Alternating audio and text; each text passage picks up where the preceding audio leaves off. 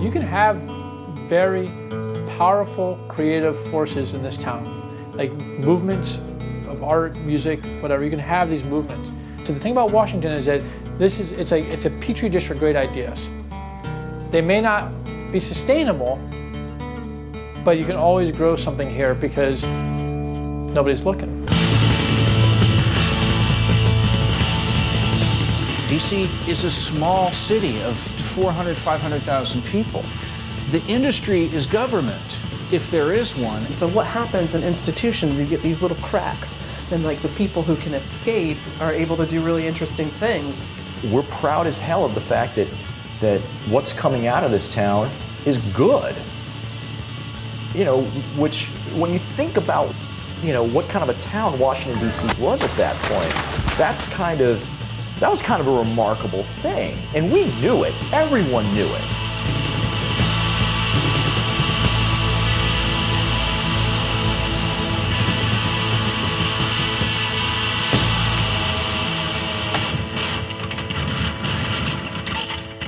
I think that the isolation breeds individuality.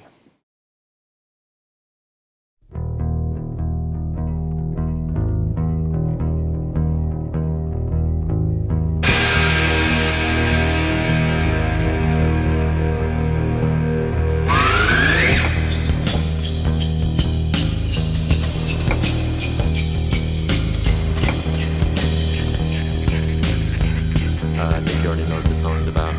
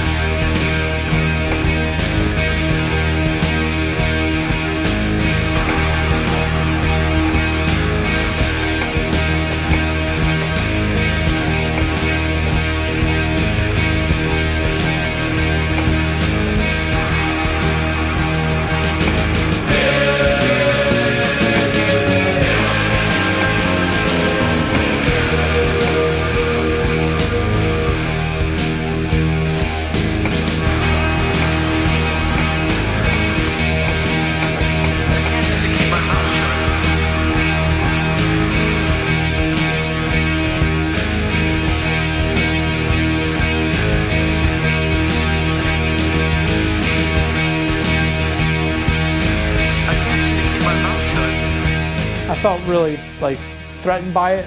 I loved rock and roll and felt like that was their music. This music punk stuff was just ridiculous. But mostly it just was intimidating and weird. And I remember going to parties and then hearing, you know, Iggy Pop, you know, Lust for Life, or a Ramones song or whatever, and you start to think like, what is this music? And just, you know, spending some time in pointless debates with other friends about it, which is what largely I think you do when you're 16, 17 years old. I borrowed some records and my mind got changed. But when I heard the Ramones, and I couldn't understand why anyone would make a record that sounded so sonically bad. Because I was used to ELO and the Bee Gees on the radio and Stevie Wonder, you know, where it's just sonically pristine. But the Ramones are going for a raw, lo-fi thing, which I didn't quite understand. So I listened to both sides of the record, and then I found myself putting it right back on again. And there's one song, I Don't Want to Go Down to the Basement. I was like, oh, yeah. Because a family member of mine used to lock me in a basement. The Cramps played this show down at Georgetown University at the Hall of Nations. And that was the night I was like, cut my hair. That was it. And there was actually a point in the show where Lux vomited on stage. And I mean a huge amount of vomit. They left the stage and some people came out, these mops and like paper towels, and they came back out and played some more. When we found something that was way harder and spoke to us really directly and was antithetical to hippie, we were all into that.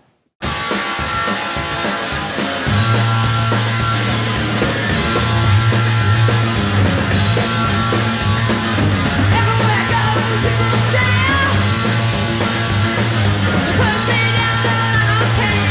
Put me up, put me down.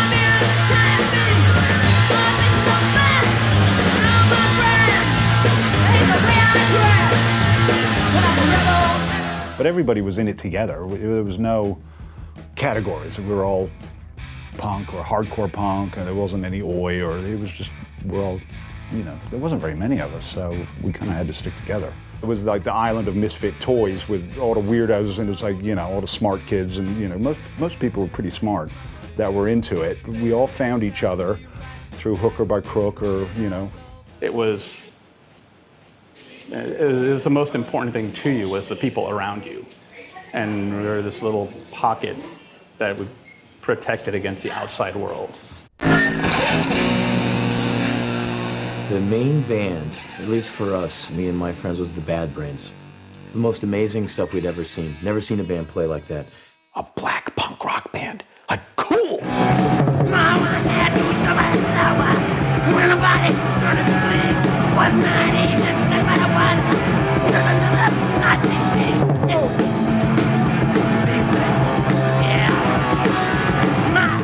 I remember seeing them at the Hard Art Show on 15th Street. And the way that show felt, and like the potential that was in that room, just the euphoria of the event, and like the idea that we're like, look, we're all doing this together, and it was like this incredible, like, you know, energetic, transformative experience.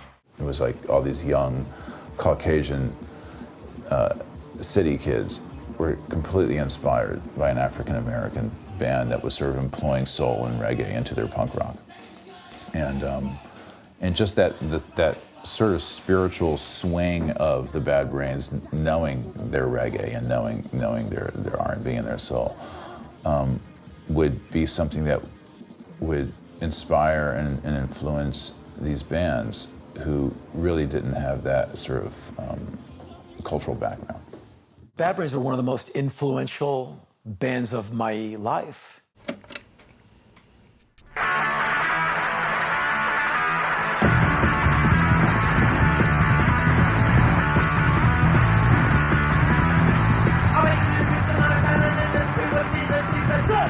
Early on, it was such a tight-knit community, it was such a tight-knit fraternity, and everybody looked out for each other. Okay, I found this vehicle of expression that I adore, and now I'm separated from my friends, you know, in one direction, and now the whole world also wants to have a fight with me, you know, and we're little, and we're not fighters, you know, we're the sensitive boys, putting on this armor. And you're gonna have say.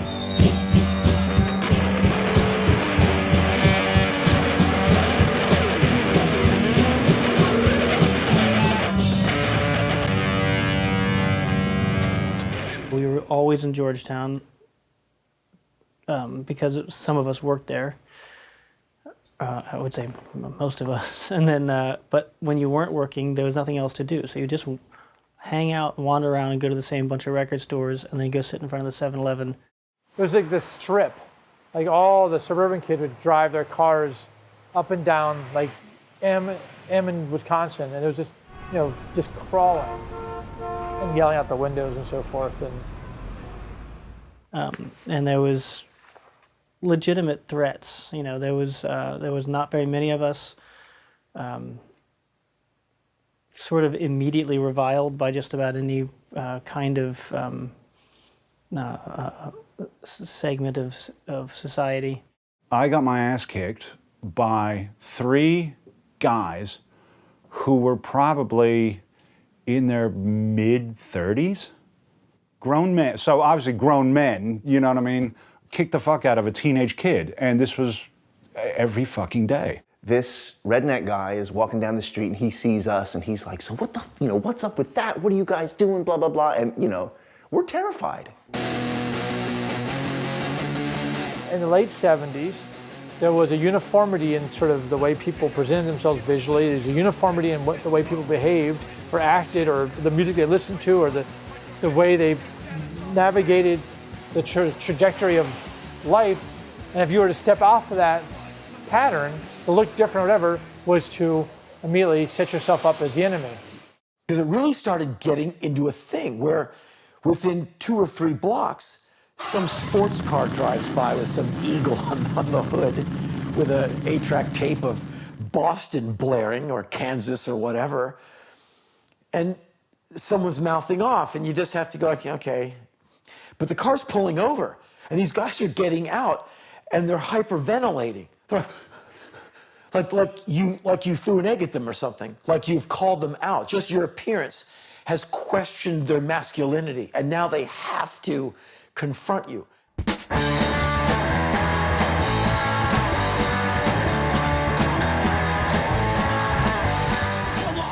And I remember this one day, we were walking through Georgetown, and we were at the very beginning of Georgetown. We stopped in Haagen-Dazs, where Henry Rollins worked. And he's like, well, hey, it's been getting kind of weird lately. Like, if you need to run in here, if somebody's like chasing or anything, feel free to like come in, I got your back. And we're like, that's really cool, because Henry was big and scary. And yeah, that's awesome, because that would be really helpful. And we went down the street, and Ian was working over at Georgetown Theater, you know, and said the same thing, like, hey, if you ever need any help, just swing by. And then we went to a record store that we used to always go to, Penguin Feather, and Danny Ingram, one of the older guys that we actually kind of knew, said the same thing. And we were I just remember that day feeling so relieved. They're like, okay, there's some people who kind of have our back, because it was intimidating, you know.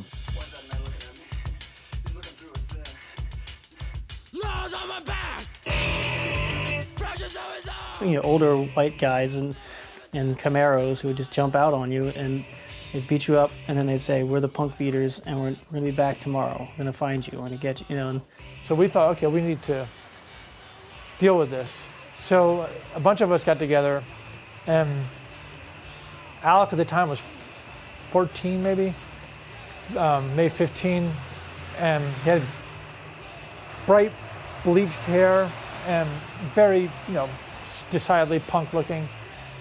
So we had him go like a block ahead of us, or half a block ahead of us, and there was like 8 or 10 of us just walking behind him, hoping that he would draw out. We just walked for hours looking for those guys.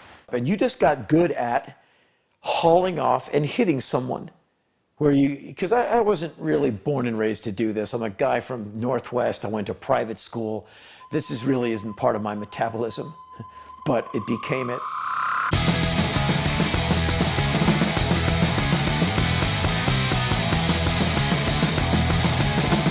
The turning point for me was when The Clash played at the Ontario Theatre. And I got to go backstage afterwards, and I was hanging out with Joe Strummer and Mick Jones and Paul Simon. We were all sitting upstairs at the Ontario Theatre, and we're talking. And Joe Strummer said, oh man, you got to get in the band, you know, man, you got to get off the sidelines and do something. You got to be a part of it.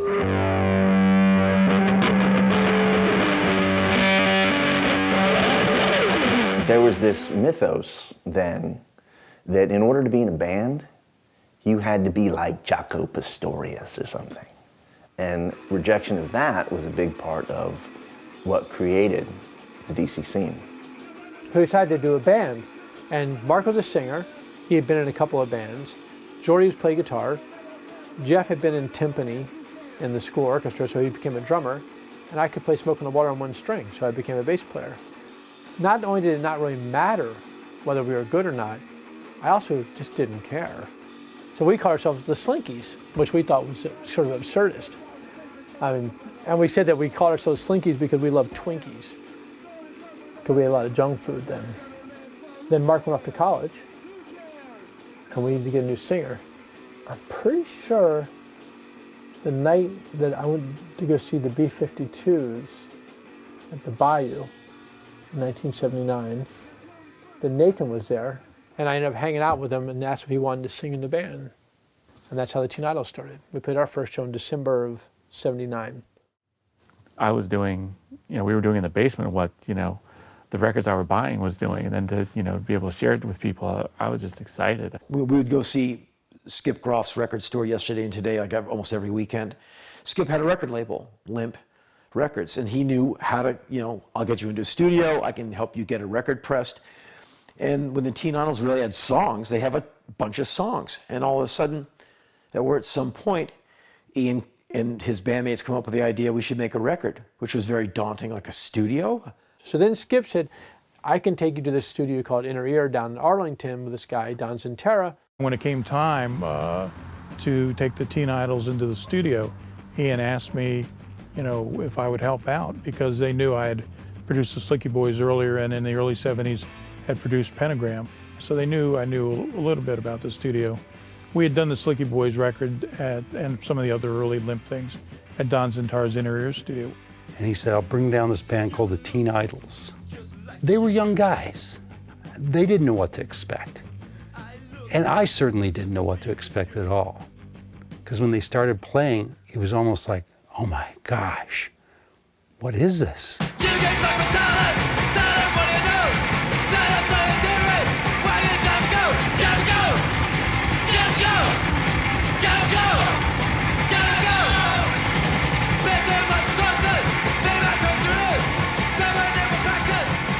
At that time, there was, you can imagine the amount of interest there was in the world for an obscure teenage punk band that had broken up. So it wasn't as if people were clamoring to get the record. Having said that, Jeff's design for the cover was pretty bold. And I think that in terms of the punk world, it caught a few eyes. People were curious about it. But by the time the Teen Idols had come out, Minor Threat had already formed. So I was already working on that. And then SOA, they formed, they recorded 2 weeks after they played their first show. And then they recorded again in February, and then Henry was like, I'm going to put out a record. He didn't want to wait. He had the SOA record out a couple months later.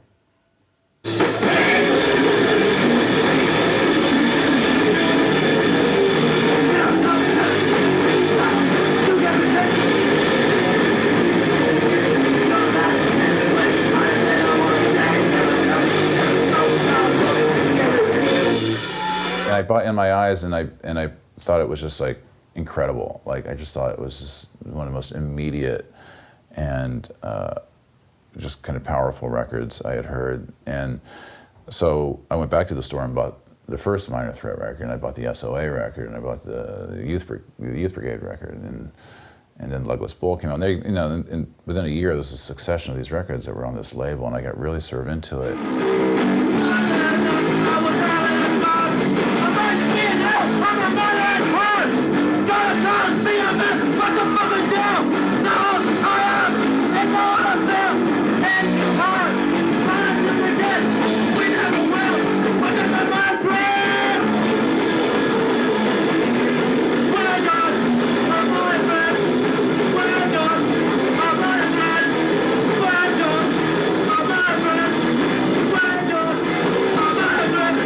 Ian and I and some others, a year after high school, moved across the river to Arlington, Virginia, and got a house, Discord house. I met Jeff in high school, and we became pretty quickly best friends and pretty inseparable early on. There's certain aspects of our personalities that are like, when combined, are incredibly creative and constructive, but there's other aspects of our personality, those same things maybe at a different angle are really like, explosive, We're both very stubborn. I think he can be rigid. We both good friends, love each other, but it's amazing that we're still working together because we're so different. We've definitely wanted to kill each other at many points over the years.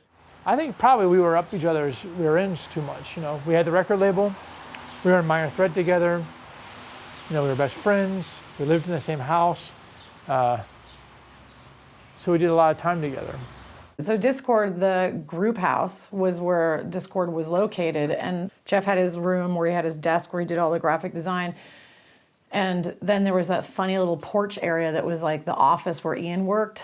So that was where Eddie Janney, who lived in that the room behind that office, worked doing mail order, and then I'd come and do mail order, and then Amy Pickering started doing mail order. So it was all in the house for years.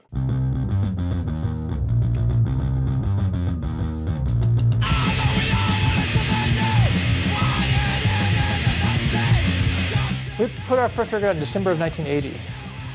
And the first time that we actually paid ourselves was 1988. They purposely priced their records as low as they possibly could, which was great. It meant a lot of people were able to buy the records, but it also meant that they had some tough times financially. I'd send just money, like a $5 bill in an envelope. You know, I didn't or never sent a check or anything. And I remember once they didn't have one record that I ordered, but the Flex Your Head had just came out, so they sent me that instead, and they just said, oh, okay, here's this new record, and you owe us $250 because it was $5 instead of $250. I thought that was really cool.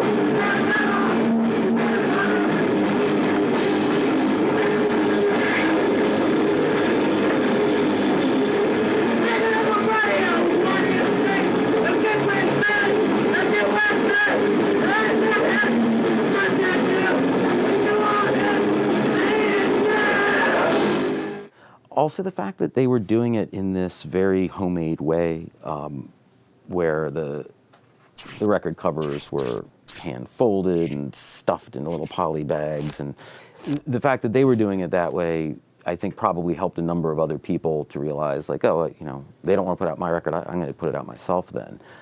It's not that hard to do. You know, the reason that I'd say 99% of independent record labels are ever started is because you've got somebody in a band whose band isn't yet good enough to be on another label. So if you want that record to get out, you better put it out yourself. The thing I got from Discord is that they were putting out their friends' music. Even though we did put out records by people from New York, it was like bands that we had played shows with or something that I became friends with.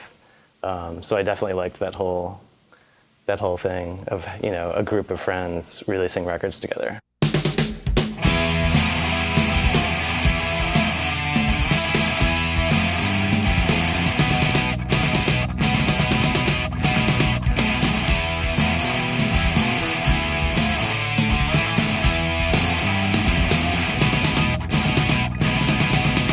There was never a shortage of records coming out of DC in the 80s, and I think that largely had to do with the fact that people were inspiring one another to you know, start their own bands, start their own record labels, book their own shows. It was really this time where you just felt like you were on the ground floor of something and you wanted to contribute in some kind of meaningful way.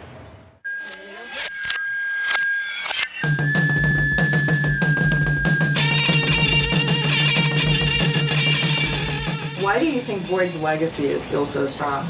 Is it because you were awesome?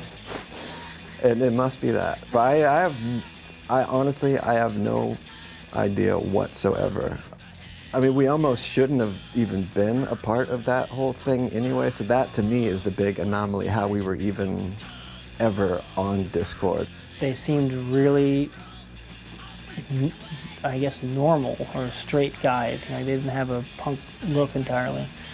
And then the music they made, the energy that they not just exuded, like exploded, was insane.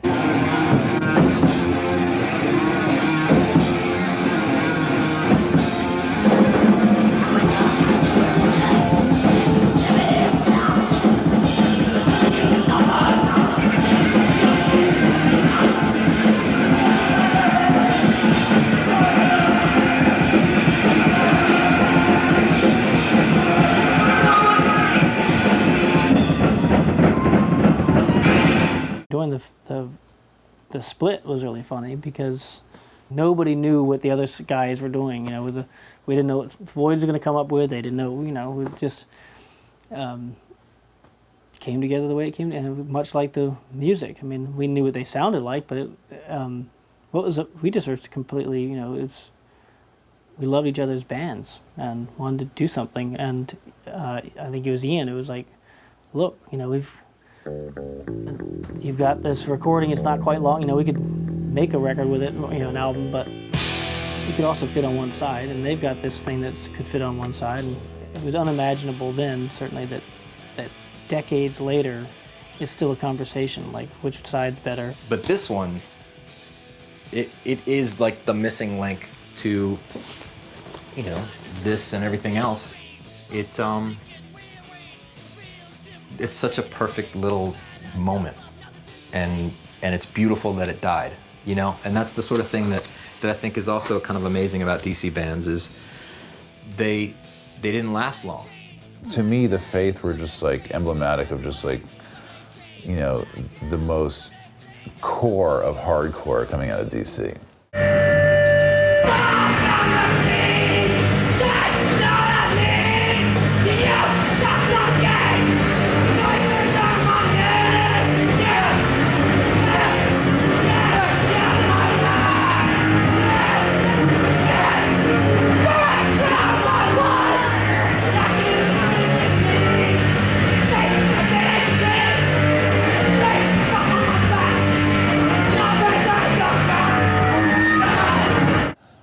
kind of totally lived up to it. And for me, these guys were like, for me, it's like seeing Led Zeppelin. If you're a Led Zeppelin freak and seeing Led Zeppelin at Nebworth in '72 or something, I was like seeing the Faith at Great Gildersleeves.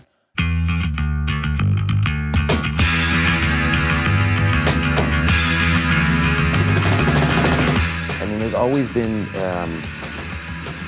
critique of Discord because it's, what Ian and Jeff wanted to release. I mean, they're documenting their little music scene. There were definitely bands that ended up not fitting into the Discord model or becoming part of our stable or our circle of friends. And I can definitely see how some people would complain that we were exclusionary and that we sucked the oxygen out of the scene, and I can see how that would be very frustrating. But what were we supposed to do about that?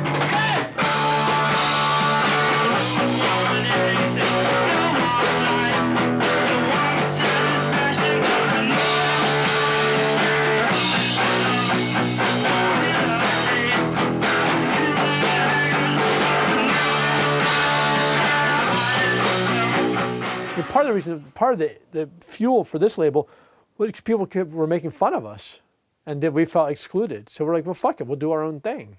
So we just did it. So why would I stop someone else from doing their own thing? I didn't want to own the scene here. I just wanted there to be a scene.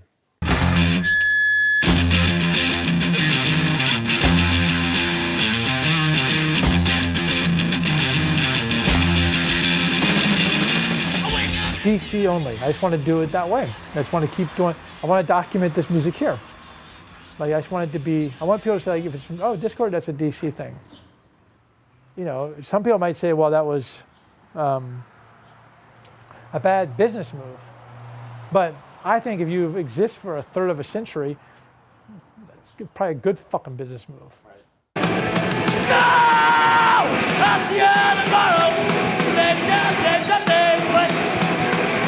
I'm not going anywhere till I quit your fucking ring. Stay! Stay! Stay! Stay! Stay! Stay! Stay! Ian is a very practical person. He doesn't like bells and whistles. He really doesn't. And so everything about Discord was somewhat austere. It's all very utilitarian, but easy to understand and very difficult to corrupt.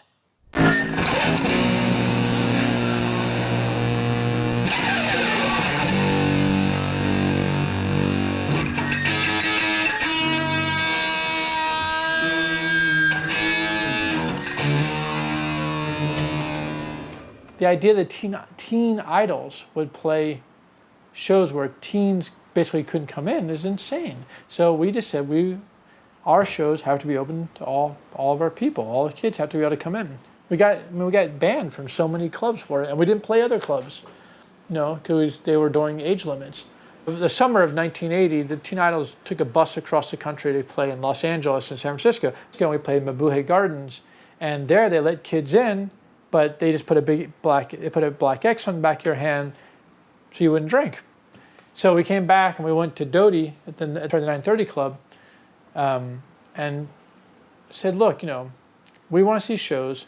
We're not going to drink. There was this kind of sense of tension, yet I was doing the shows. So at a certain point, I said, okay, look, what do you guys want?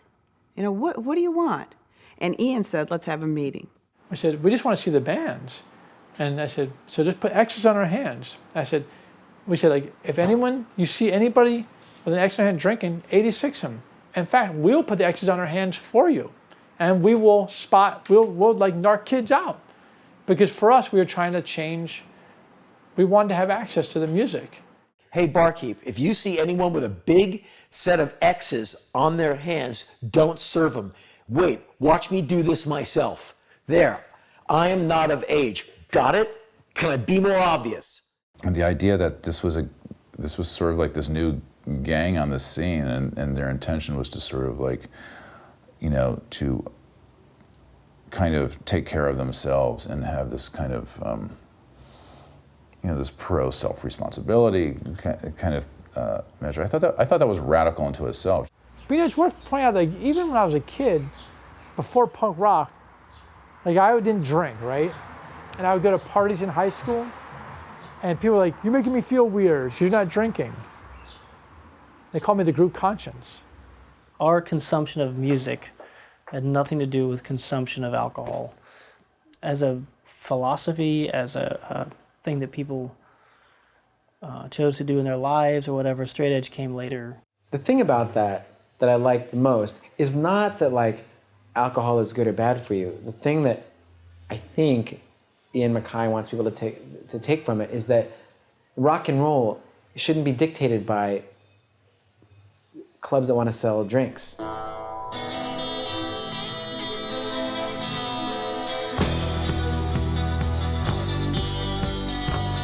For me, the biggest misconception about DC punk rock is that straight edge was the law and the rule of the land, and that this One Minor Threat song has defined an entire, basically the entire region and all bands within, when it was really a song off an EP. You know, if it was true that everyone in the DC punk scene in the 80s didn't drink, smoke, or fuck, we would not be punk rock, we would be monk rock.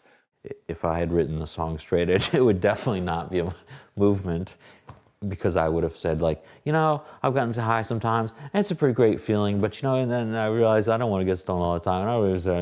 It's like it would definitely not have become a fucking anthem or something. Like, it took Ian's, like, drugs suck, I'm never gonna do it.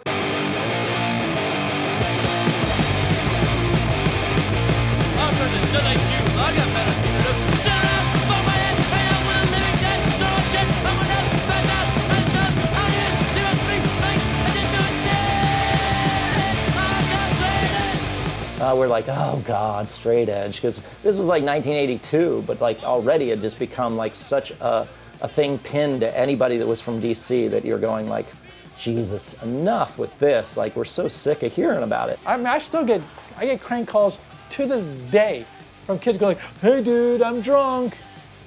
Is that freaking you out?" I'm 50.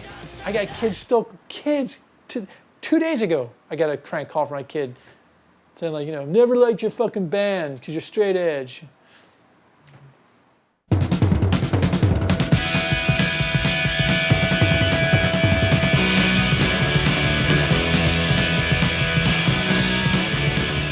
Well, the whole straight edge movement, I think, started out with good intentions, but it sort of became another way to divide people. I remember doing an interview and somebody asked us if we were part of that straight edge movement, when I just said, well, no, not really. I think we're a little more bent edge, and then all of a sudden I started hearing bent edge all the time. But, I think when the straight edge thing started to happen, that's when it kind of split, and it seemed like all the sort of malcontents, and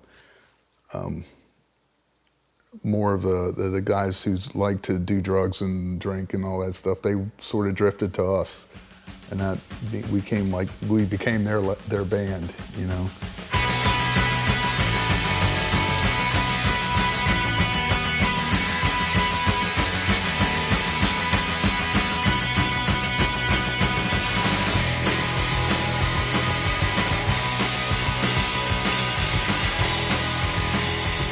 I think when the straight edge came around, that really split everybody into two different. Am I in this camp or am I in that camp? I mean, I still love your music, but do I show up there because I've been drinking, or do I show up there because I haven't been drinking?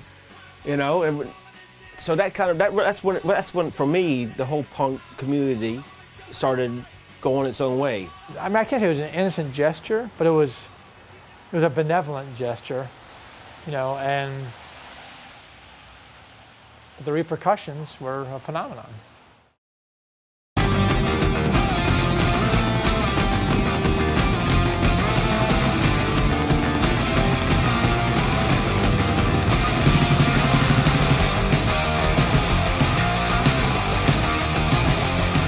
punk musicians that grew up here generally lived on the high ground. They lived in the better part of town. Their parents were making a good living, doing some kind of white collar business work. You know, a lot of our parents were pretty well educated people, and I think supported us a lot. People perceived a lot of the DC bands as I don't know, maybe being spoiled brats and things. But there was a certain work ethic, I think, that was really there, and a really high standard.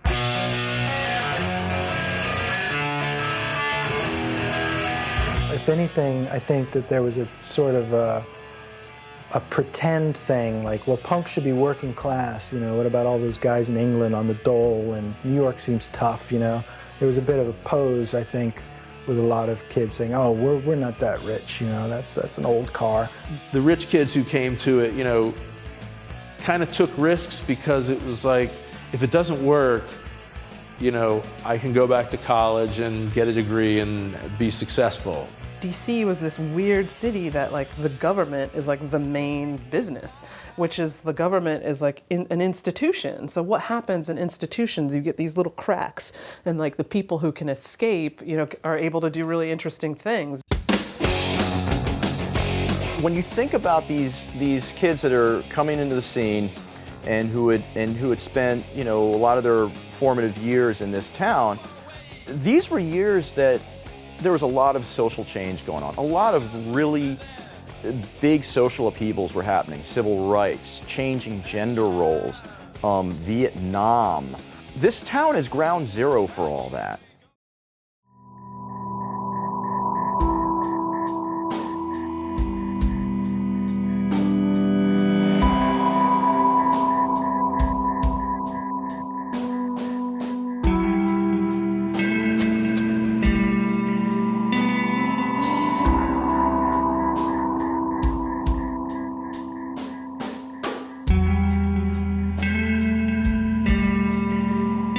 You had these areas of Northwest that were, you know, had never really recovered from the riots in '68. So you had, you know, block after block of just boarded up storefronts. Because I would go to see a show at the 930 or DC Space. Those streets were pretty empty.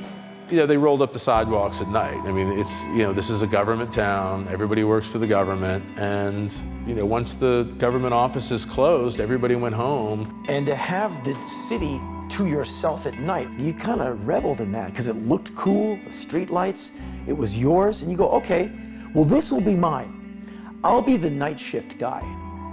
You know, you can do your thing by day, and at night, I'll come out and I'll be the subterranean guy. You're like, come on, we're clear. The DC hardcore scene, the DC punk rock thing could not have happened unless you had that desolation, that decay, and that crime that kept a lot of people out of the city. Because what happened was it made it such that the only people that would go into these areas where these venues were and where the bands were playing were people who were willing to take risks and people who were in it because they wanted to see something happen.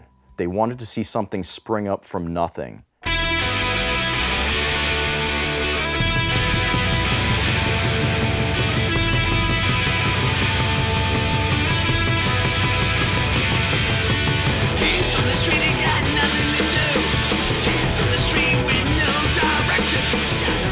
There was the feeling that everything had sort of spun out of control in the city. In the 80s, crack came to town and kind of changed the landscape of crime in the district. Homicides went up to, at one point, over 400 homicides a year in a city that's a pretty small city in terms of, it's not New York or Los Angeles, okay?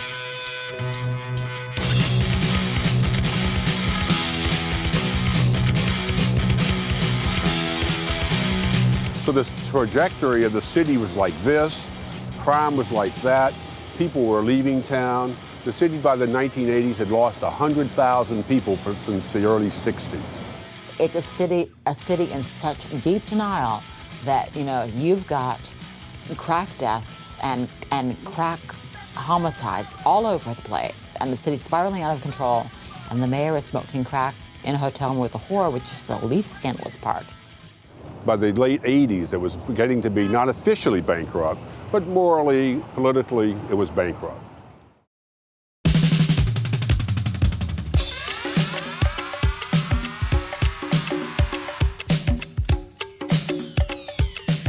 Go-go was one of those wonderful things in DC because it's so local to the 202, 703, or 301 area code. And so many punk rockers I knew had no problem with go-go. Like Trouble Funk, oh yeah. You know, the horns were great, the bass was the lead instrument, and the drums that just went on forever. The beat became just as important as the song. The go-go scene was a big influence, I will say, because it was totally independent, indigenous form of music to DC. Everybody was smiling. It was, I think the black kids were like just going, look at them kids jumping up and down. It was like a goof. And then the white kids were just doing the butt or whatever.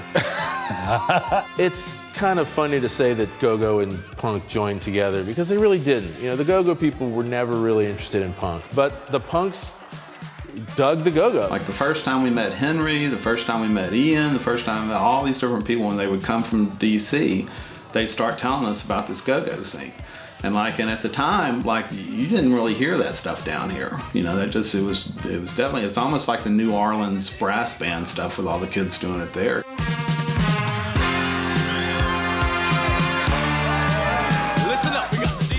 I have to say that time especially, it was just not a welcoming place for a white teenage boy.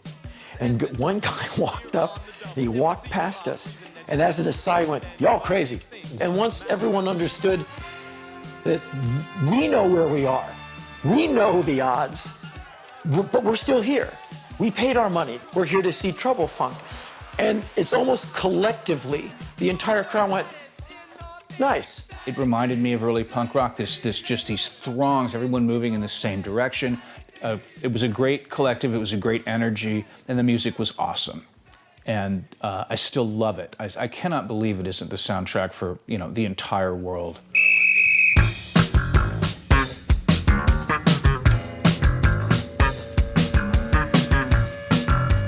I always wanted to play Trouble Funk, and I was like, we could do a show, Trouble Funk and Minor Threat. So that was the first show. That was the first, the go-go punk extravaganza, and Minor Threat's last show.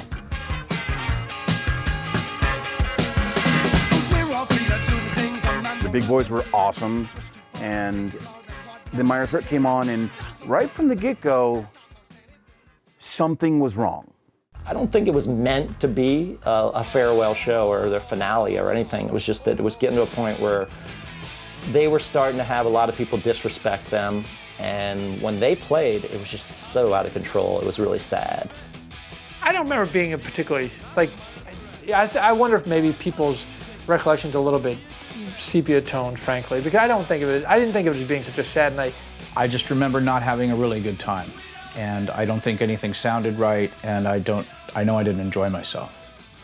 And it was just kind of a weird show in an empty department store, a condemned department store, rather.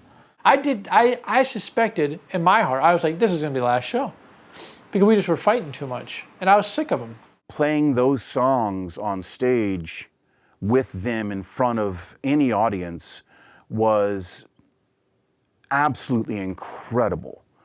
And being off stage was not very much fun.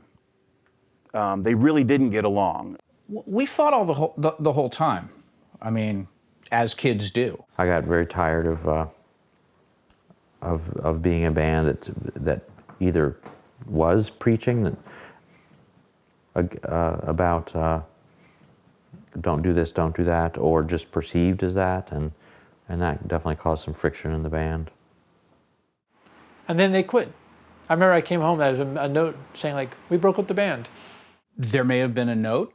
I will accept that there was a note, because that's something that Lyle and I would have done. Yeah, so then I said, fuck you can't break up the band like this. We had to have a meeting and break up together. So we had this meeting, And they laid out their demands, and I said, I reject your demands.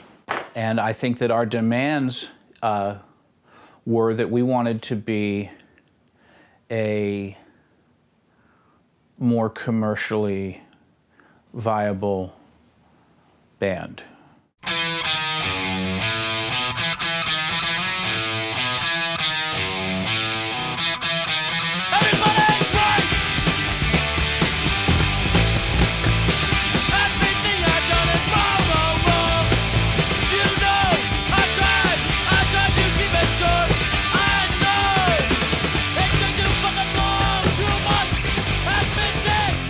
Yeah, with Minor Threat breaking up, we just really didn't know what the future was at all.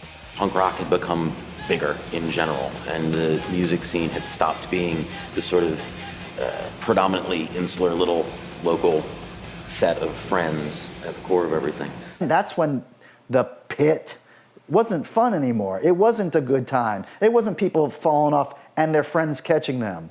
It was a lot of aggro stuff going on. You know, people dancing in, you know, people thinking this is the way I'm supposed to dance, with my arms pounding, you know, anyone in front of me. That's where the whole thing turned on its head for me. So-called slam dancing, whatever, that had become a behavioral ritual. It had nothing to do with music. But almost more problematic was that it had become a mask for violence. I remember a show at the Wilson Center where we were playing, and some skinheads were hurling abuse at Monica while she was singing, and I just jumped out from behind my drum set right in the middle of it and jumped down in the crowd and challenged them to fight.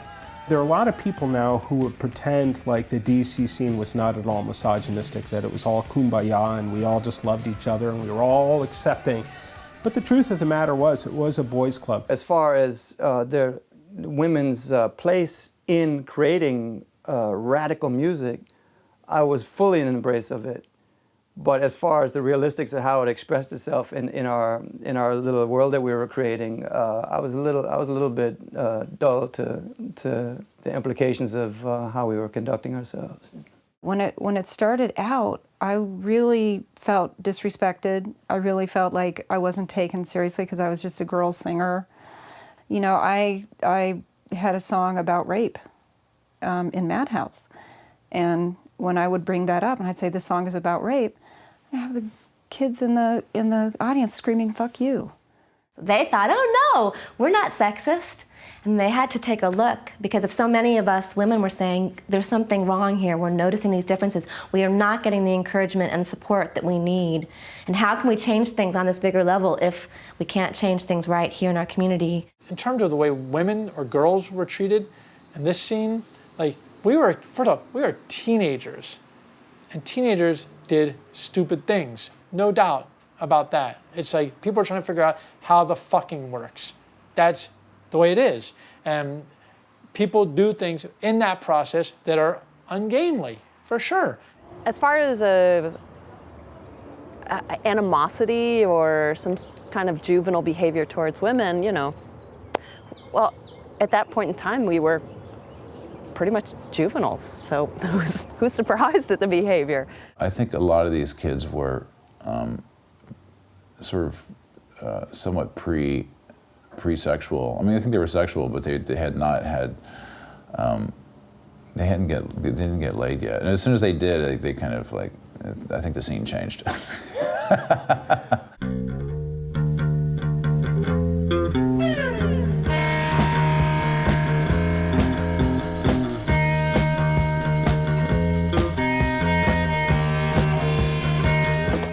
I arrived in August of 1984, which meant Bad Brains, not only had they moved, but they had broken up. Minor Threat had broken up. What was around was a skinhead gang. Like in 1984, there was like problems all around the country with skinhead kids. At this point, I had been a fighter, you know, until about early 1984. I think it was around 84. I remember just talking to some skinheads and saying, like, I go, why are you doing this? I said, because that's what you do. And I was like, oh, okay. Like, violence begets violence. It's so obvious.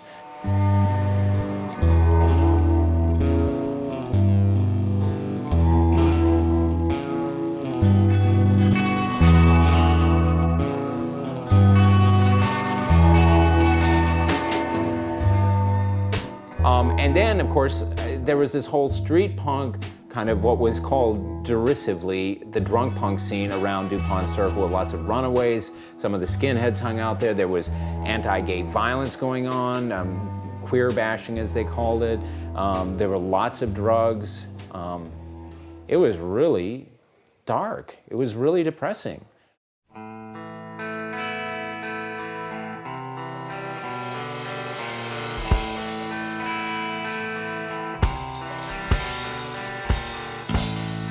There was tons of violence all the time. Tons of skinheads, tons of idiot drunk punks. I hear people say like the scene died. I think the love and the actual like camaraderie died because people didn't, stay focused on the music. And there was a point where I think a lot of the people who'd been around for a while just got this overall feeling like this just really sucks. This is not fun. These are not the type of shows that are fun to play. They're not really the type of shows that are fun to go to. It's always that careful what you wish for. What we were dealing with there was a huge influx from the mainstream. People coming in from the suburbs. We were out putting out albums, flyers, we wanted people to buy them, and then they showed up and everybody was like, oh, well, I don't know if I want this. Not these people.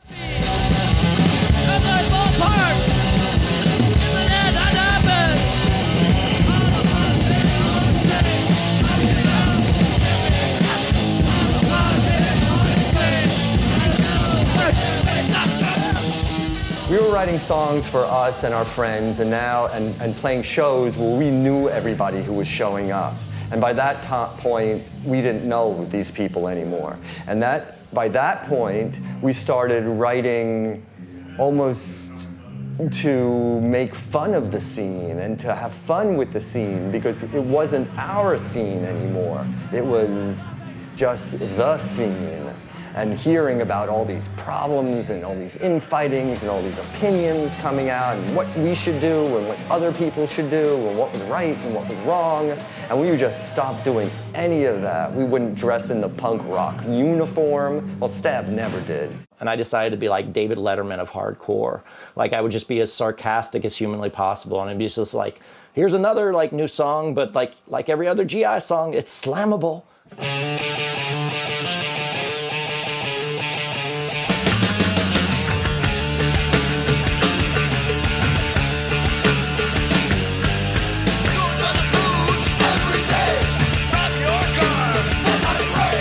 I mean, it's weird to me when people talk about punk rock in this kind of evangelical terms, like it saved their life or it changed their life, because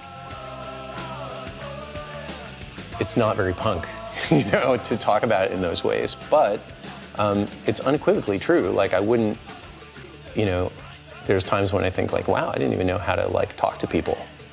It was a complete 180 from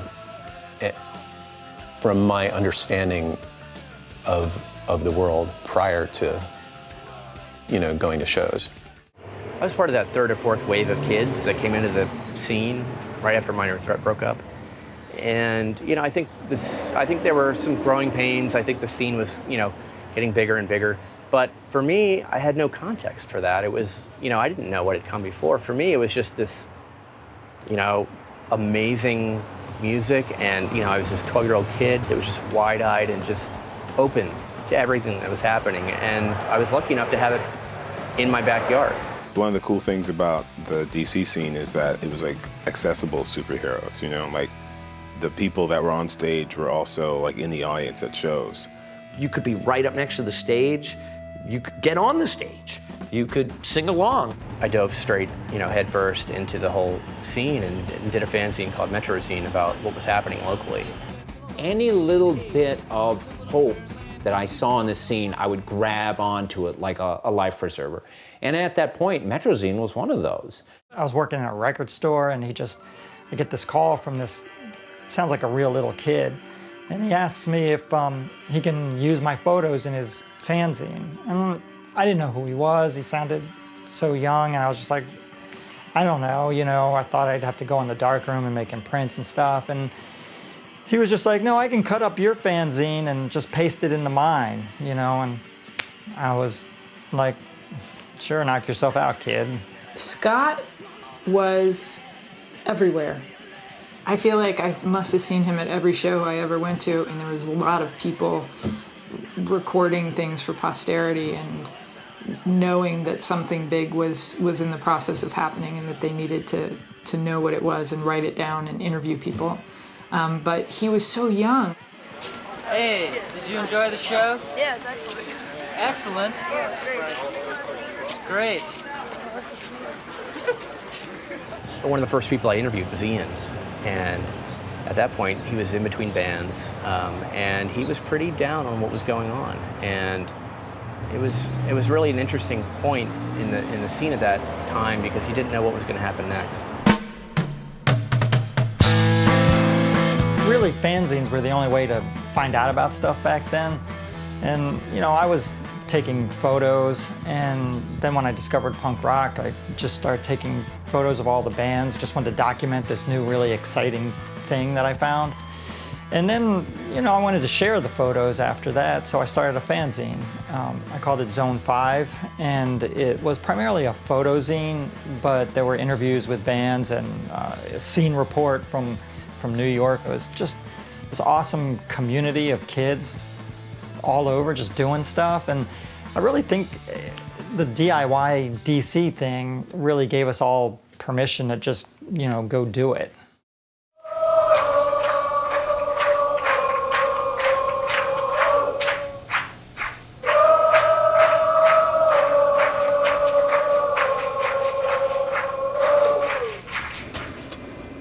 It was like, as I recall, it was like there was a lull. Like the hardcore thing had kind of happened for us. And we all had a lot of energy, and also, the people on this scene are just brilliant, energetic, creative people. And we're in our 20s, and no one seems intent on having a career of any kind.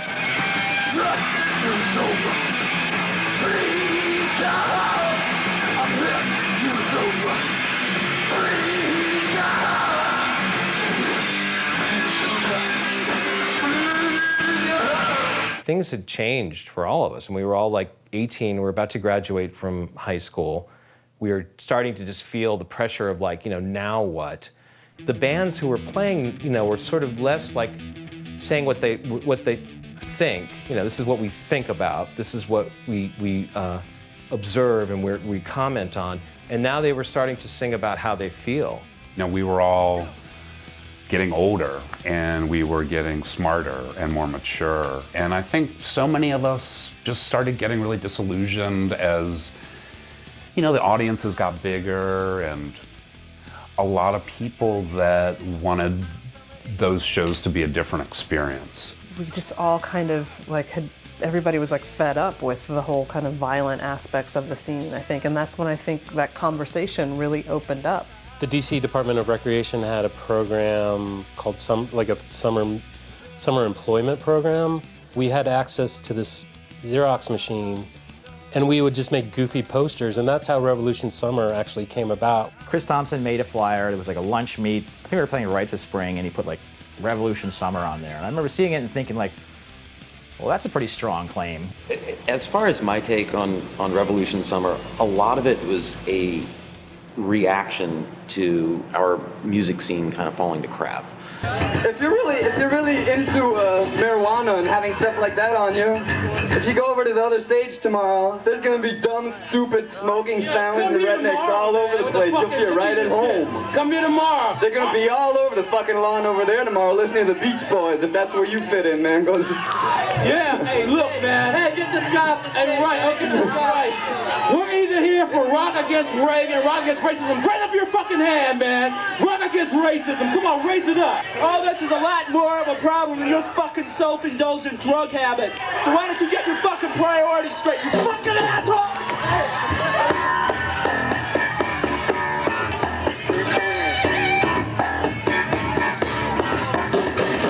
Son of a wave, you gotta engage his little mind. Taking all the way, the weather and the days, yeah, so fast. Know how many ages you think I'll spend? My. Well, I know what kind of pictures. You're better than me. And it just sort of gave everyone this new energy. And in that was a whole new wave of music that was unlike the music before. So the great thing about Revolution Summer was all the bands that sort of came together at that point were all different musically. You know, I think they were challenging themselves, musically, stylistically, but I also think they were challenging the audiences.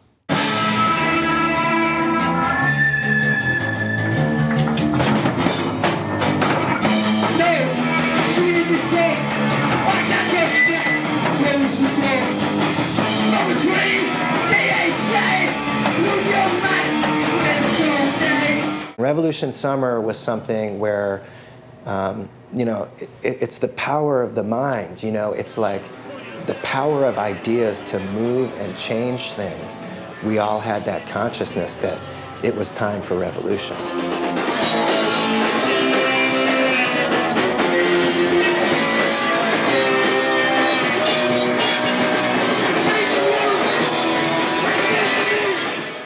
Maybe I'll use the word moral compass, or a positive energy to it that really trademarked the DC scene, is what I think Revolution Summer brought back, and what made it special for a lot of people, that there is a power and grace in standing up for what you think is right, and in taking action. Is really just, it's hard to put words around it because it's a feeling. It was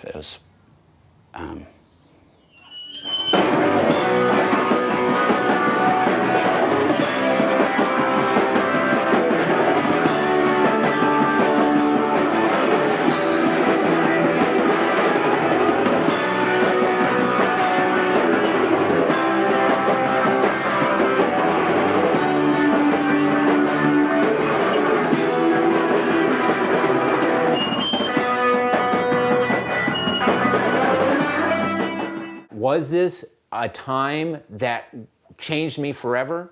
Absolutely. My life is dated. My birthday is in 1959, but my life started again in 1985. And I'm not ashamed to say that. Revolution Summer, some people thought it was hyperbole. For me, it was not. I began again.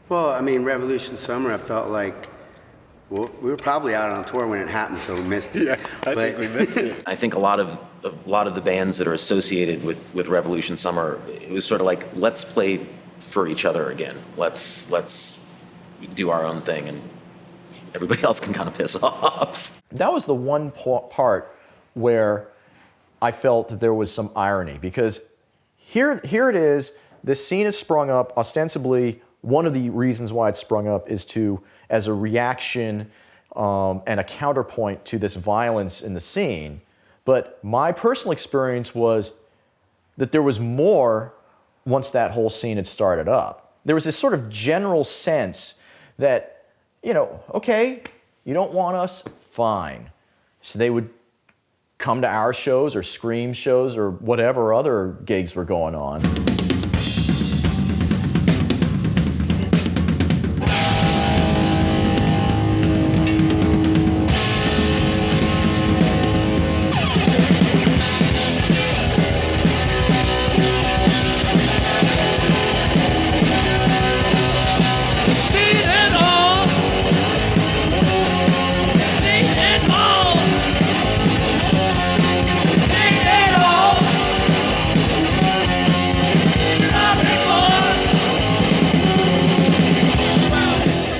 Was a lot of sort of the dinosaur people from the old hardcore scene, the whole hardcore punk scene.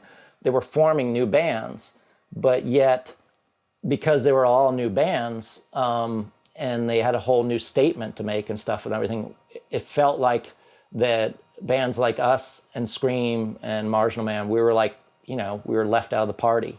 We were not invited.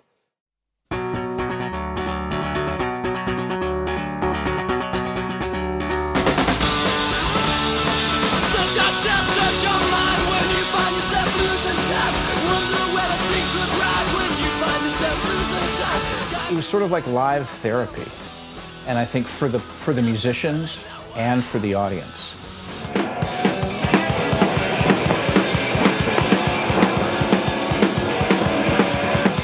Rites of Spring at that point threw it all in. I mean, as Rites of Spring were prone to do, there was nothing left. When they left the stage, they were broken, all the instruments were broken, all the mics were broken. It suddenly, it brought the level up. It brought the emotional involvement and engagement up. The distinctive part of Rites of Spring was Guy's lyrics. He came out of the blue with those lyrics, and I remember listening to. We went in to record the demo, and the first song he sang was "End on End," and by the end of that, I mean, I was shocked because he had never sung in practice.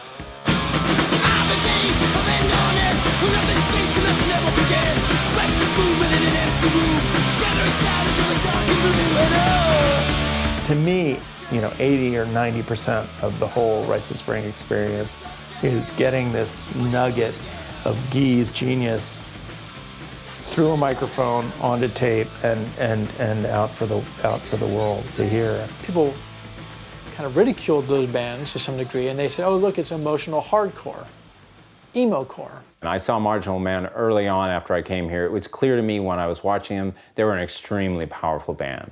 And in a way, you can also see Marginal Man as proto-emo, if you want to use that.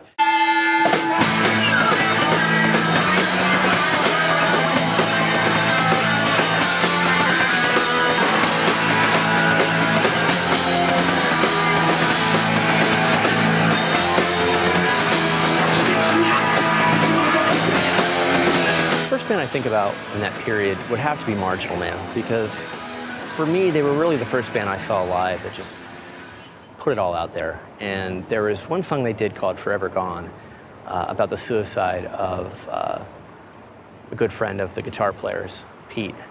The one time I saw them do it, they couldn't finish the song. Pete just collapsed, and that was the end of the set. And that was a really powerful, moment for me, because I realized, this is not a joke.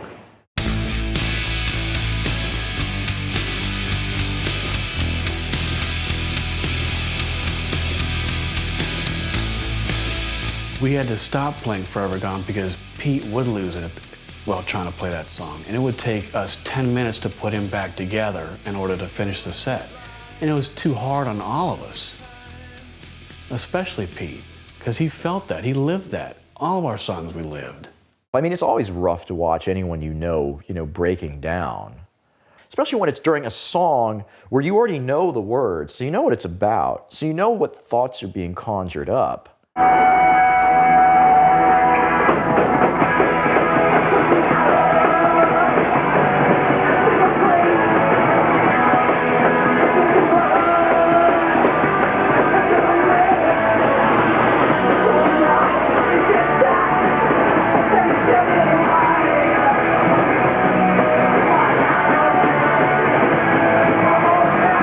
It was a release.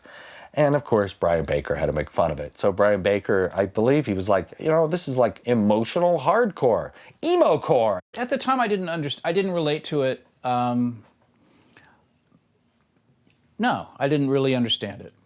I really liked the music, but I just thought all of the ancillary, the posturing,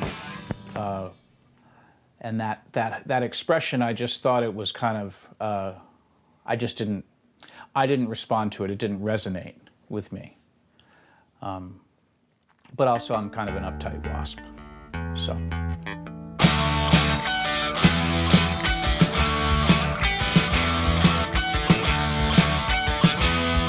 It wasn't a genre back then. It wasn't considered a genre. It wasn't even considered the birth of a genre back then. It was just something that somebody had said sort of in a derogatory way about a band that we were in that was emotionally, exposed on stage pretty often.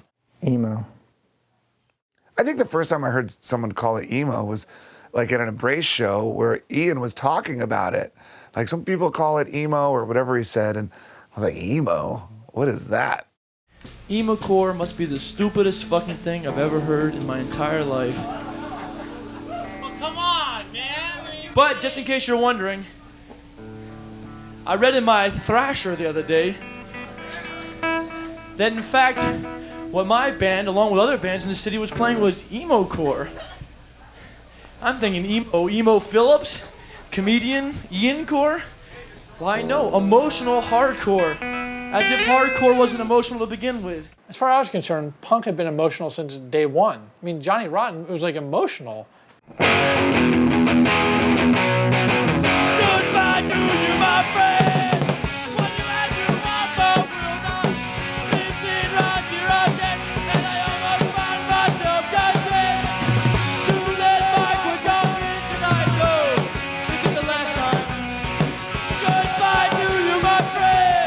And there was like a whole new emotional sensitivity, and it was great. Like, you didn't have to sing about fucking Reagan anymore, and you didn't have to fucking, sing about the cops or whatever. It was okay to sing about having your heart broken or whatever it was, And it was inspiring.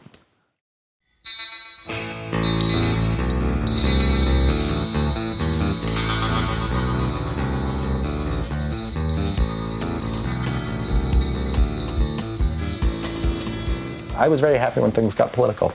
People started growing up a little bit, and the apartheid percussion protests were definitely the first stage of that. Yeah, so somewhere along the way, myself and Chris Bald and a couple other cats during that era were saying, there's got to be something that we can do, So we just said, well, I know one thing we can do. We can make some noise. We're a bunch of punk rockers, man.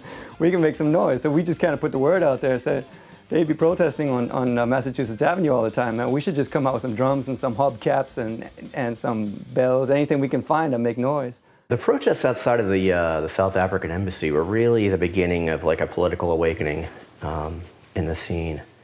And it was around that time that Mark Anderson, who had started an organization called Positive Force, really started to get some traction in the local scene.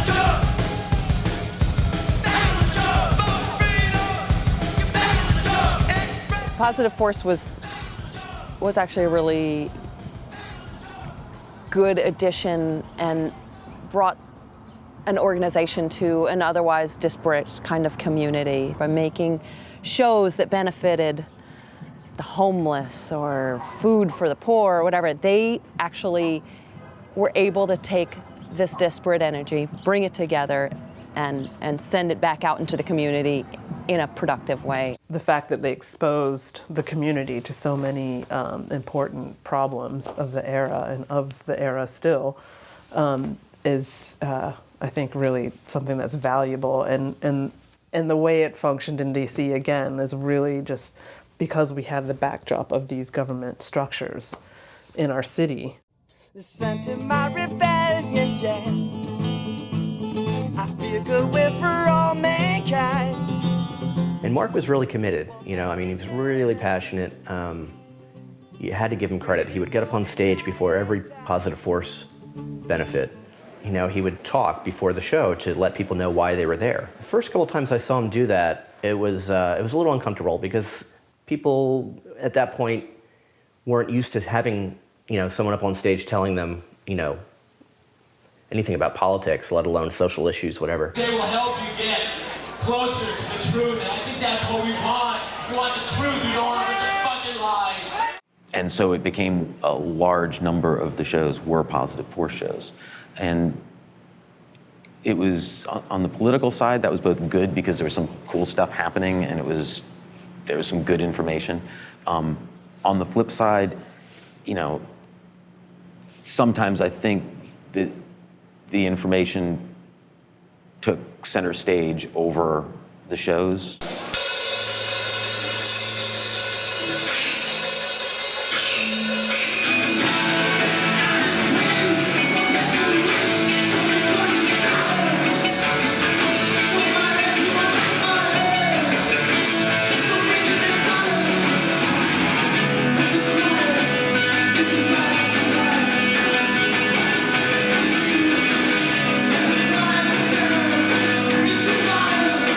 I remember on this 3 record that has the pink triangle, silence equals death, you know, people weren't talking about AIDS like that then, you know. I mean, that was not a thing that was in the mass media, but you could go to a show and get a pamphlet about it and kind of get hipped to a lot of this stuff. And, you know, they really were able to tap into what was happening at that moment. And the reality of AIDS is that thousands of people are dying.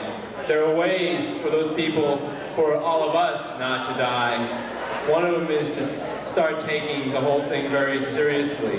Not all clubs allowed you to do all ages shows, and they put on shows at least once a month, it seemed like. So it was a place where a lot of people could play.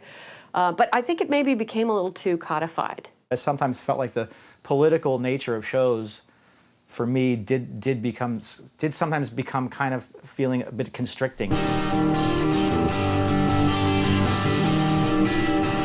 You know, I didn't understand why our band, just because we were a DC band, needed to be associated with something that, you know, we didn't sign up for.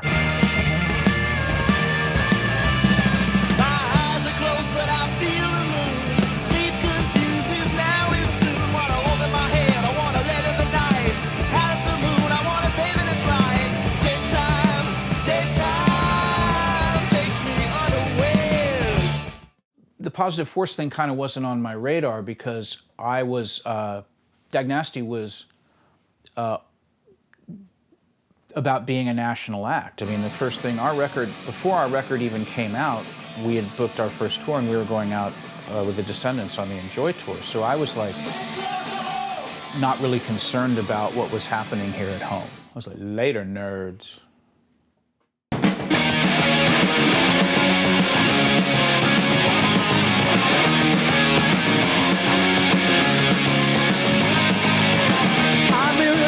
And I'm irrational.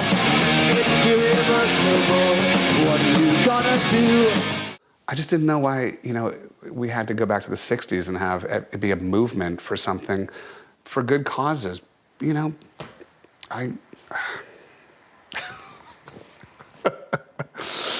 yeah. I'm a bad punker. And,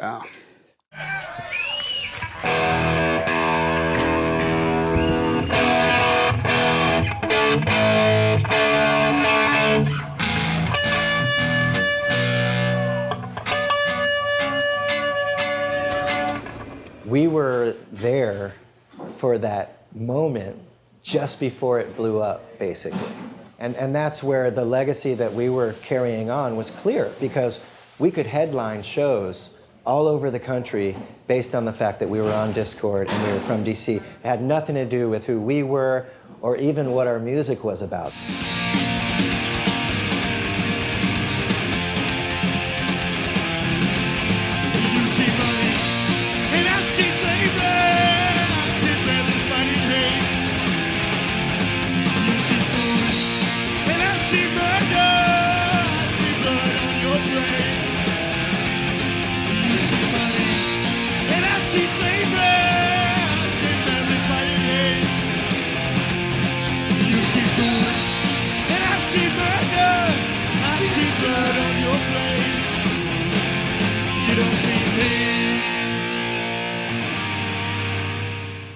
The fact that we were on Discord and a part of this, you know, the DC scene,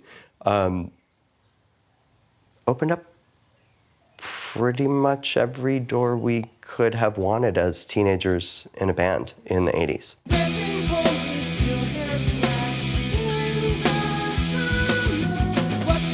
The worst thing about being a part of the DC scene was there was something very compartmental about it. Certain things were cool, stamp, and certain things were not. And it was not the fault of the people who were stamped cool. They were, for the most part, all artists and wonderful people. It, again, was the cultural perception that this is acceptable, alternative, underground culture. This, we don't know what that is. So, sod off. We were getting shows around, we got, in other cities just because, you're on Discord, or, Fugazi cast a mighty weight.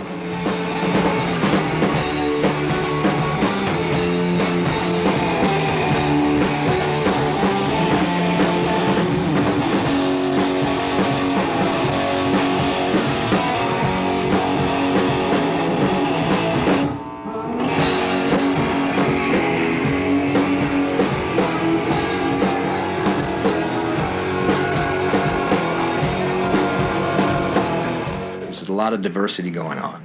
Dag Nasty, even record to record, there was diversity. They were transitioning so quickly. Everybody was kind of fleeing this, this core sound, the hardcore sound, or whatever. But that original sound, Swizz really wanted to get back to that, and we were surprised when that old guard really wasn't interested and offended and pissed, which fueled us more to play more music like that. I don't know that we really fit into that scene very much.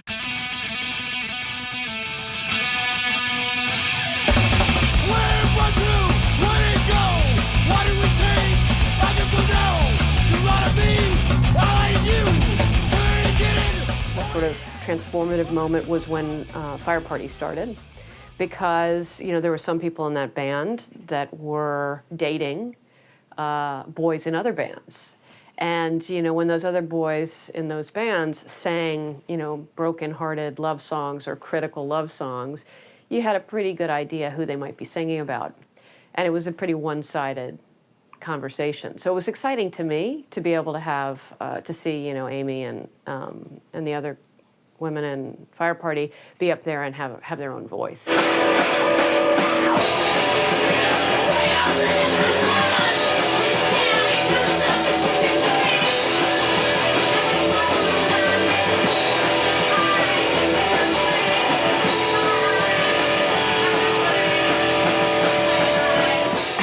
There was this idea, I think, amongst a lot of people that you shouldn't be overly feminine. I remember when I sang for Special K, I really struggled with the idea that it would be okay for me to wear dresses on stage. I remember when I started going to shows in DC, it was eye-opening. There were more women at the shows, and I started seeing bands with women in them. And finally, for the first time, it dawned on me, you can do this too. And that's my sophomore year in college. I got my first bass guitar, and after I graduated, we formed Jawbox. This constant kind of, we don't want to talk, we are women, we're playing music, but we don't want to talk about it. We just wanted to be looked at as musicians. So it was a really kind of interesting phenomena when the Riot Girl thing started, because it was like they were turning that on its head. We had spent all this time trying to play in a way that we would just be respected for who we were playing, and suddenly these girls were coming along and saying, no, like, this is the forefront of our identity and this is what we're gonna put in your face. And it took me years to kind of like deal with it and grapple with it.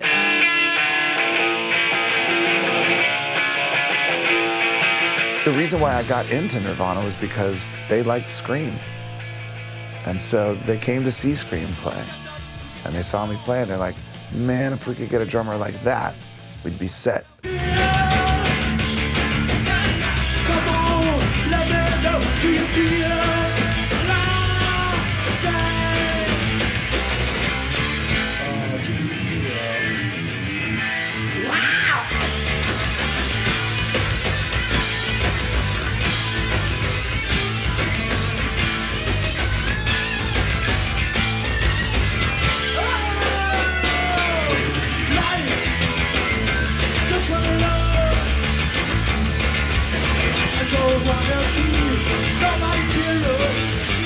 But right around 88, 89, that's when a lot of the bands that would become popular in the 90s really, started coming up. The Nation of Ulysses, Jawbox, obviously Fugazi.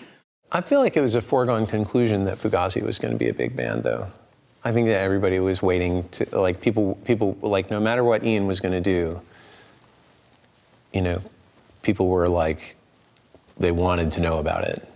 And then, you know, the fact is, they were a really good band.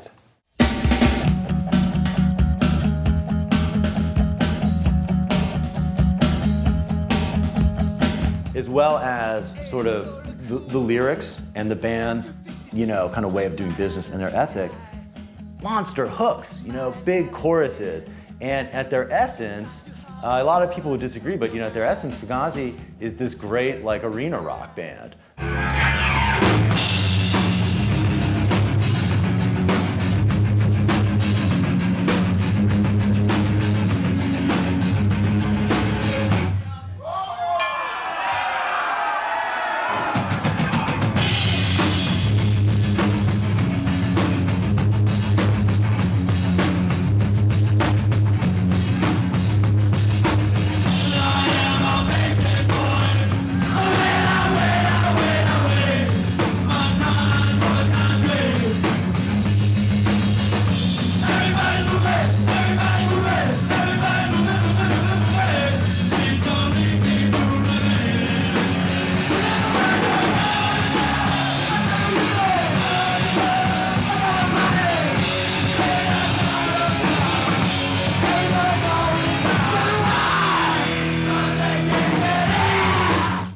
Like Fugazi, people say, well, you can force people to do it your way. No, we can't. What we can say is we're not going to do it their way. Accept it or don't accept it. That's okay. You know, the whole punk ethic has always been, you know where the fucking door is, so you can go. And you know, that's the whole point. We don't charge like incredible amounts of money. We don't promise them nothing. We just say Fugazi. What we did was we tried to keep a low door price. In this country, we did made 5, but it was just funny to us. The first time I saw Nirvana play was when I flew up there to audition to be their drummer. And I get there, and there's like 1,000 people at the show. And I was blown away that there were that many people there to see a local band, because I thought the only place that happened was in Washington, D.C. with Fugazi. You know, for a lot of people, the story begins when, you know, Dave hits those drums and all of a sudden Kurt Cobain is strumming those chords and yeah, all of a sudden, oh yeah, punk's alive again. Nirvana only existed because of all of this stuff that happened before. And whatever Dave brought into there, and I do think Dave brought some magic into that band to help make that extraordinary moment happen for them. A lot of it's straight out of Revolution Summer. The real issue with Nirvana and this explosion had to do with the video and the imagery that was being used, which was largely people crowd surfing, jumping off a stage. And at that point, it just became insane. Every show, no matter what you're playing, or if you're playing at all, people had to jump up on people's heads. So many necks were injured or broken. I know that because it's one of the reasons that we just would not, we had it happen at our show. We had, you know, somebody leave on a backboard, never to walk again.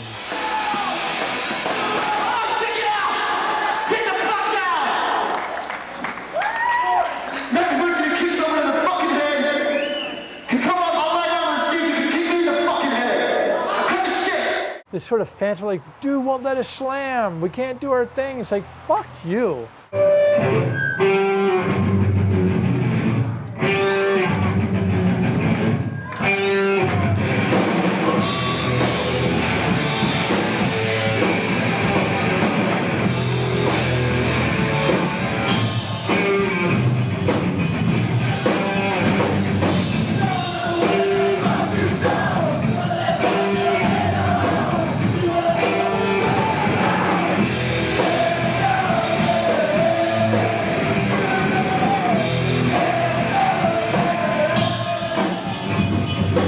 I don't think anybody thought they were going to get big. I don't think that was a thing in our music scene.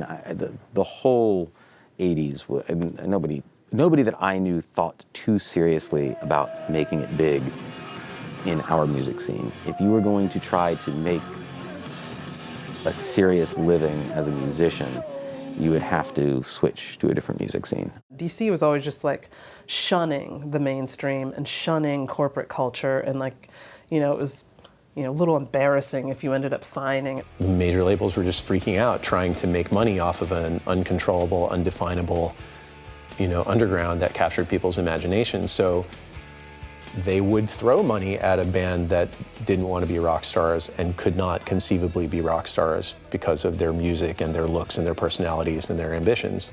We sold in the area of like 20,000 records on Discord, which is pretty respectable. So we never got really reliable numbers from Atlantic, but maybe we sold around 60,000 of our Atlantic records. So that's tripling our numbers. That's an incredible success for us. But for Atlantic, it's an abject failure. We never really got any real offers. I mean, probably the most intense thing was when Ahmet Erdogan from Atlantic came to see us. I mean, he said, in our dressing room, it was a very kind of off-the-cuff conversation. He said, I want to do a deal with you like I did with Mick. And at first I had no idea what he was talking about, but I realized he was talking, because Atlantic did the deal with the Rolling Stones. What does that mean in numbers? I don't know. I mean, I assume $1 million or more.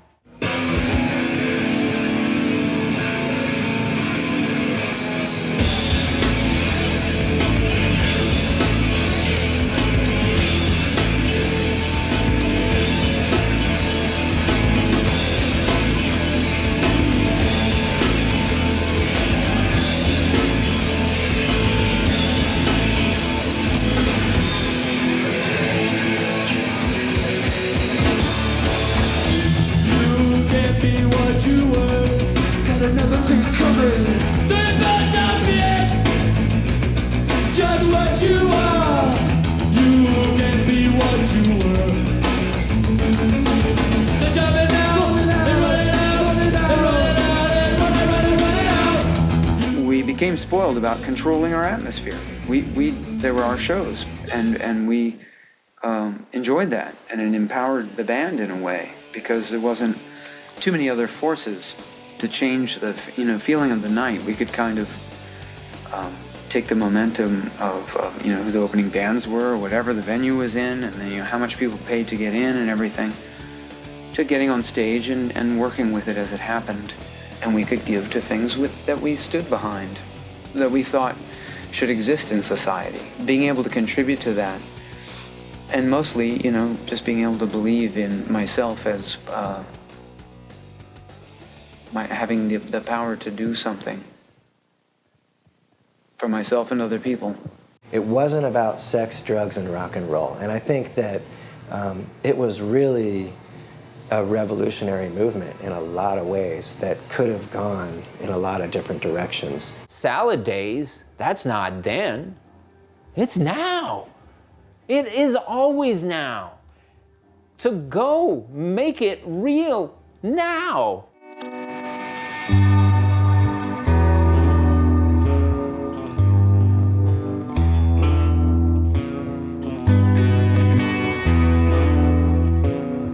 Like, the first time I recorded a song by myself with 2 tape decks, going back and forth, and playing drums on pots and pans and writing, like, when I was finished with that, and I held that fucking tape in my hand, I swear to God, I felt like I'd gone to the moon and back. I was like, look what I did. And I felt that way in everything I've ever done. And it comes from here. It comes from being in Washington, D.C. Before my exposure to punk rock, my perception was if you wanted to make culture, anything, art, music, anything, you had to be a special person. Whereas like other cultures in the world, or pretty much every culture, it's pretty normal for people to make music.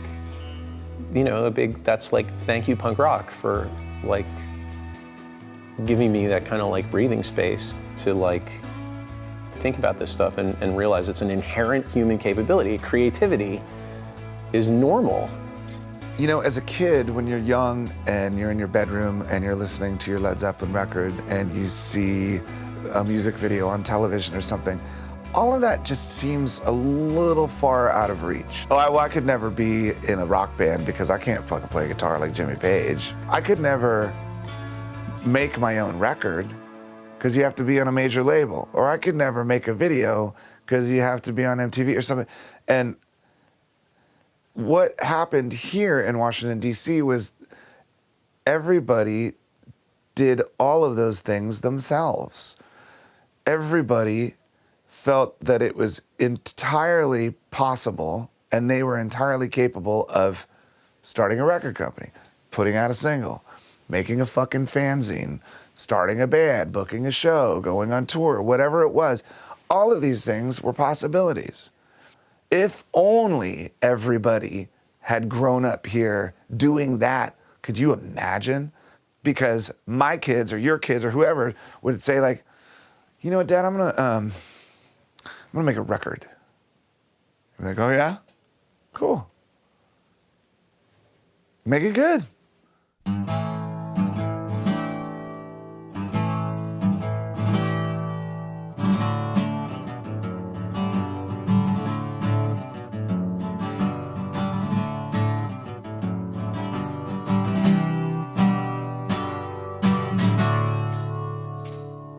Sometimes I feel like I'm living with a stranger, walking by myself. Sometimes it seems these hopes and dreams all came from somewhere else, but I don't know.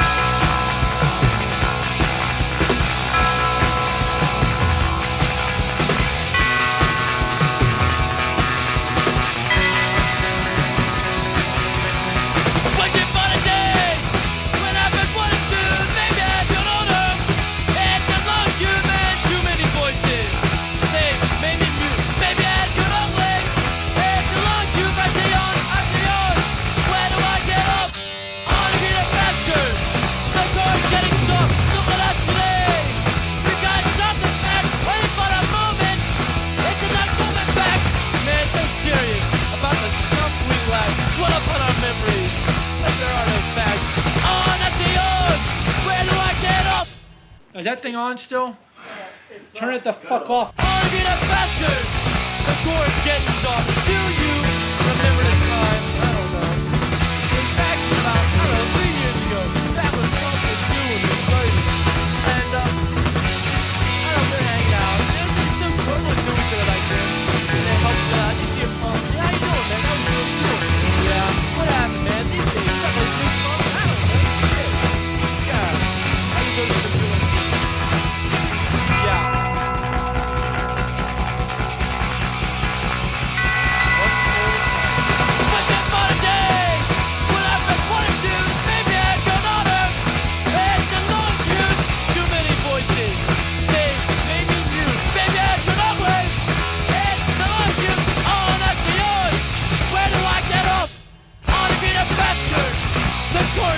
Soft. Do you remember when? Yeah, so do I. We call those the salad days.